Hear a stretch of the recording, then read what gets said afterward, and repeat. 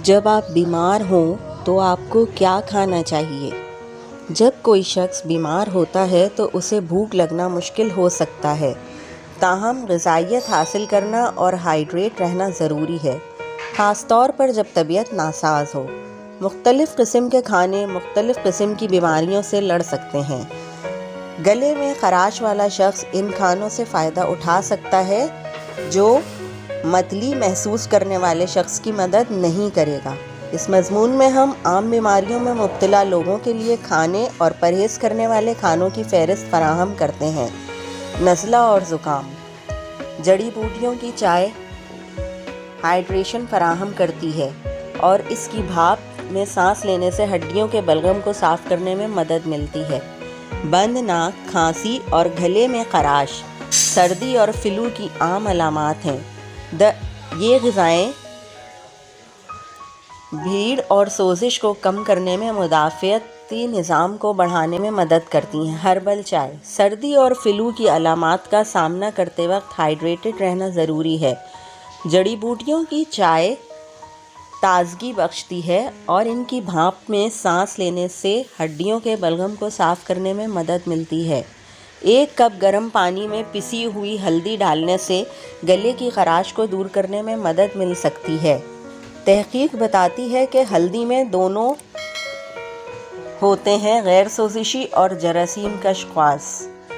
चाय की पत्तियों में कुदरती पौधों के मुरक्कबात जैसे पॉलीफेनॉल, फ्लेवोनॉइड्स और कैटेचिन्स वाफिर मिक़दार में पाए जाते हैं। ये मुदाफ़ियाती निज़ाम को ख़ास तौर पर मुतहर्रिक करते हैं। हो सकता है कि हिफाजत इन्फ्लुएंज़ा वायरस की बाज़ अक़साम के ख़िलाफ़ कुछ लोगों को सर्दी और फ्लू के पीने को कम करने के लिए मशवरा देते हैं, ताहम ये असर है अभी तक ये बात साबित होना बाकी है।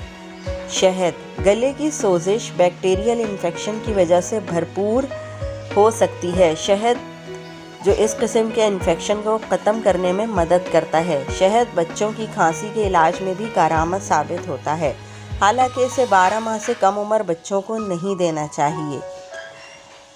एक जायज़े में शहद 2018 का मवाजना बच्चों की खांसी के आम इलाज प्लेसो और कोई इलाज नहीं है। मुसन्निफ़ीन ने पाया है कि शहद डेफीन हाइड्रोमाइन और सैल्बोटामॉल से ज़्यादा मौसर दिखाई देता है, जो अक्सर खांसी की अद्वियात में इस्तेमाल होते हैं।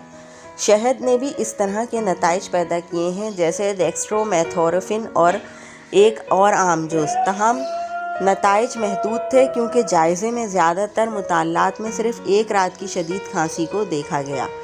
खट्टी फल और बेर खट्टी फल जैसे संतरी, लीमू, चकोतरे फ्लेवोनॉइड्स और विटामिन सी की आला सतह पर मुश्तमिल होते हैं। ये सोजिश को कम करते हैं और क़ुव्वत मुदाफ़ियात को बढ़ाते हैं, जो बुखार से लड़ने में मदद देती है। क्यूरसेटिन कुछ मुताल्लात से पता चलता है कि जो बेरियों में पाया जाता है। फ्लेवोनोइड नामी एक इन्फेक्शन के इलाज में राइनो वायरस जाता है मदद कर सकता है। ये वायरस ज़्यादातर आम नज़ला ज़ुकाम का ज़िम्मेदार है। मुजम्मिद कीचड़दार फलों के जूस अक्सर गले की सोजिश को दूर करने में मदद करते हैं। बहुत से लोगों का ख्याल है कि डेयरी बलगम की पैदावार में इजाफ़ा करती है, हालांकि इसकी तायीद के लिए बहुत कम साइंसी सबूत हैं। डेयरी बलगम को गाढ़ा बना सकती है, ताहम जो हड्डियों की भीड़ को ख़राब कर सकती है।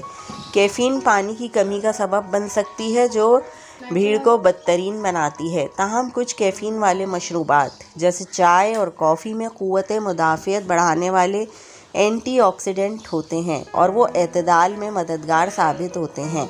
अल्कोहल पानी की कमी और इश्तियाल अंगेज़ रद्द-ए-अमल को मुतहर्रिक कर सकता है, जो सर्दी और फ्लू की अलामात को बढ़ाता है। मतली, उल्टी और इसहाल जब किसी को इनमें से एक या ज़्यादा अलामात होती हैं तो ऐसी ग़िज़ाएँ खाएँ जो मैदे को ठीक करें। ऐसा करने से लोगों को अपनी भूख दोबारा हासिल करने में मदद मिलती है। अदरक मतली और उल्टी के असरात को कम करने में मदद करती है। इन नताइज की तस्दीक के लिए मज़ीद मुताले की ज़रूरत है। एक शख्स एक गर्म पानी में 1-2 चाय के चम्मच ताज़ा अदरक डालकर अदरक की चाय बना सकता है। मिक्सचर को छानने और थोड़ा सा शहद के साथ मीठा करने से पहले अदरक को 5 मिनट तक भिगो दें। کرسٹلائزڈ ادرک کو اعتدال میں کھایا جانا چاہیے کیونکہ اس میں چینی کی مقدار زیادہ ہے۔ فیضی ادرک ایل سے پرہیز کریں کیونکہ اس سے پیٹ میں مزید جلن ہوتی ہے۔ کھانے کی اشیاء کا مطلب ہے کیلے، چاول، سیب کی بیریٹ، چٹنی اور ٹوسٹ۔ یہ غذائیں پیٹ پر نرم ہوتی ہیں۔ غذا نشائستہ سے بھرپور ہوتی ہے اور اس میں بہت کم فائبر ہوتا ہے جو ڈھیلے موشنز پر اثر ڈال سکتا ہے اور اسے اسہال سے صحت یابی کو تیز کرتا ہے۔ بیریٹ کی خوراک میں شامل کیے جانے والے دیگر ہلکے کھانے شامل ہیں: دلیا، تربوز، ابلے ہوئے آلو۔ ایک شخص کو آہستہ آہستہ شروع کرنا چاہیے۔ پہلے چند گھنٹوں تک باقاعدگی سے پانی کے گھونٹ پینے چاہیے، اس سے پہلے کہ دوسرے مائعات جیسے سیب کا رس یا شوربہ آہستہ آہستہ متعارف کرائیں۔ اگر معدہ ٹھیک رہتا ہے تو مزید ٹھوس کھانے کی کوشش کرنا محفوظ ہو سکتا ہے۔ جو لوگ گلوٹین سے حساس ہیں انہیں گلوٹین سے پاک اختیارات کا انتخاب یقینی بنانا چاہیے۔ عام طور پر تقریباً 48 گھنٹوں کے بعد زیادہ باقاعدہ خوراک پر واپس آنا محفوظ رہتا ہے۔ ناریل کا پانی۔ پیٹ کی خرابی اس وقت میں ہوتی ہے جب پیٹ کی پرت سوجن ہو جاتی ہے۔ ٹینن نامی مرکبات جو ناریل کے پانی میں موجود ہوتے ہیں مدد کر سکتے ہیں اس سوزش کو کم کرنے میں۔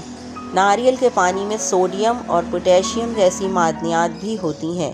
وہ اسہال یا الٹی کے بعد جسم کو تیزی سے ہائیڈریٹ کرنے میں مدد کر سکتے ہیں۔ پتہ چلا ہے کہ ناریل کا پانی اسپورٹس ڈرنک کی طرح ہائیڈریشن فراہم کرتا ہے۔ یہ زیادہ صحت بخش بھی ہے جس میں کوئی اضافی چینی نہیں۔ تاہم یہ بات قابل غور ہے کہ اس تحقیق میں صرف 12 شرکاء شامل تھے۔ پرہیز کرنے والے کھانے۔ چکنائی والی غذاؤں میں چکنائی کی زیادہ مقدار ہوتی ہے جو ہضم کرنے میں مشکل ہوتی ہے اور پیٹ میں جلن پیدا کر سکتی ہے۔ کیپسیکم میں مرچوں میں جو معدے کی پرت کو خارج کر سکتا ہے درد اور تکلیف کا سبب بنتا ہے۔ کیفین ایک عضلاتی محرک کے طور پر کام کرتا ہے جو پیٹ کے درد کا سبب بنتا ہے اور آنتوں کی حرکت کو بڑھا سکتا ہے۔ دودھ کی مصنوعات میں لیکٹوز نامی چینی ہوتی ہے جسے اسہال کے بعد ہضم کرنا مشکل ہوتا ہے جس سے ابھارا اور متلی ہوتی ہے۔ مصنوعی مٹھاس کا جلاب اثر ہو سکتا ہے۔ قبض سے نجات کے لیے فائبر کی مقدار کو بڑھانا پڑے گا۔ فائبر یا تو گلنیشیل یا ناقابل حل ہے۔ حل پذیر ریشہ پوٹی میں پانی کو پھنسا دیتا ہے جس سے وہ نرم اور آسانی سے گزر جاتا ہے۔ یہ آنتوں کے بیکٹیریا کی پرورش میں بھی مدد کرتا ہے۔ ناقابل حل ریشہ پوٹی میں بڑی مقدار میں اضافہ کرتا ہے، آنتوں کو صاف کرنے میں مدد کرتا ہے۔ خیال رہے کہ زیادہ غذائی ریشہ کھانے سے گیس کی زیادتی ہو سکتی ہے۔ اپھارے سے بچنے کے لیے ایک شخص کو اپنی مقدار میں بتدریج اضافہ کرنا چاہیے۔ ریشہ بھی بہت زیادہ پانی جذب کرتا ہے لہٰذا کافی مقدار میں پانی پینا یقینی بنائیں۔ دلیا اور جئی کی چوکری۔ پانی سے بنا دلیے کا ایک تقریباً پر مشتمل ہوتا ہے 4 گرام۔ فائبر کا تقریباً 16% بالغوں کا روزانہ کی سفارش کی جاتی ہے جبکہ دلیا میں صرف جے کا جراثیم ہوتا ہے۔ جے کی چوکری میں ریشے دار بھوسی بھی ہوتی ہے، اس کی وجہ سے یہ فراہم کرتا ہے 5.7 گرام فائبر فی کپ، اس لیے چوکر ہاضمے کے لیے اور بھی بہتر ہے۔ کچے جئی میں پکی ہوئی جئی کے مقابلے میں کافی سرونگ زیادہ فائبر ہوتا ہے اور یہ اسموتھیز میں بہترین اضافہ کرتا ہے۔ رولڈ اوٹس کچی شکل میں اسٹیل کٹ جئی سے زیادہ آسانی سے ہضم ہو جاتے ہیں۔ خشک جئی کھاتے وقت ہائیڈریٹ رہنا ضروری ہے۔ ملاوٹ شدہ پھلوں سے اضافی فائبر قبض سے نجات دلانے میں کارگر ثابت ہوتا ہے۔ خشک میوہ جات۔ تمام پھل فائبر کے اچھے ذرائع ہوتے ہیں لیکن خشک میوہ جات جیسے خوبانی، انجیر کٹائی میں عام طور پر اعلیٰ سطح ہوتی ہے۔ ان پھلوں میں ایک قدرتی جلاب بھی ہوتا ہے جسے سوربیٹول کہا جاتا ہے جو آنتوں کی حرکت کو فروغ دیتا ہے۔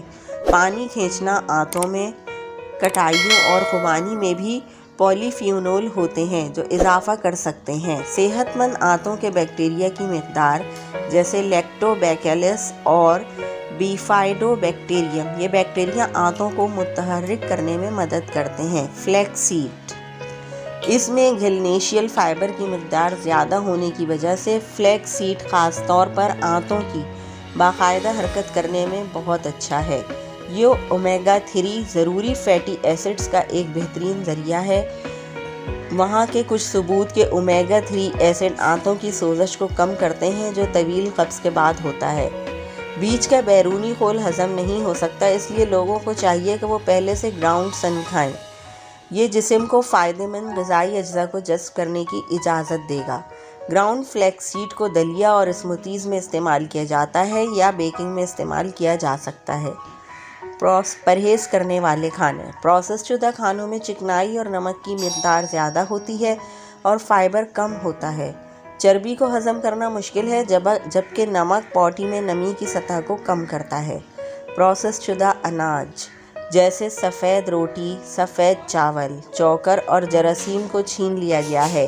یہ وہ حصے ہیں جو فائبر کی اعلیٰ سطح فراہم کرتے ہیں۔ کیفین اور الکحل دونوں پانی کی کمی کا سبب بنتے ہیں، باڈی کو نرم کرنے کے لیے درکار پانی کو کم کر دیتے ہیں۔ خلاصہ اس سب باتوں کا یہ ہے کہ جب کوئی فرد بیماری محسوس کرتا ہے تو غذائی تبدیلیاں کچھ راحت فراہم کر سکتی ہیں۔ ایک شخص کو اپنی علامات تجویز کردہ خوراک پر عمل کرنے کی کوشش کرنی چاہیے، جبکہ ایسے کھانوں سے پرہیز کرنا چاہیے جو انہیں خراب کر دیں۔ یہ بات یاد رکھنا ضروری ہے کہ روک تھام علاج سے بہتر ہے۔ ہائیڈریٹ رہنا اور غذائی اجزاء سے بھرپور صحت مند غذا کھانے سے بہت سی بیماریوں سے بچنے میں مدد ملے گی۔